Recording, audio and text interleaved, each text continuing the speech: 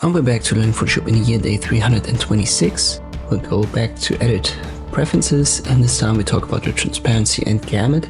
This is in simple terms just the transparency background, so this checkerboard design.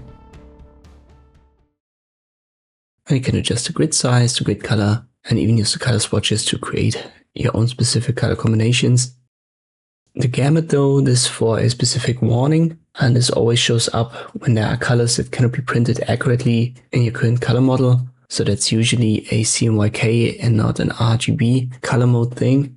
And when that happens, then Photoshop overlays the out of gamut colors with the color that's set here via the swatch and the opacity that's set. So if you don't deal with prints or anything, this shouldn't be of your concern. If you deal with printing, you can set the color right here and set it to a different one if you prefer that. And these are the transparency and gamut preferences in Photoshop. Hope this video was helpful. Thank you for watching, and I'll see you next time.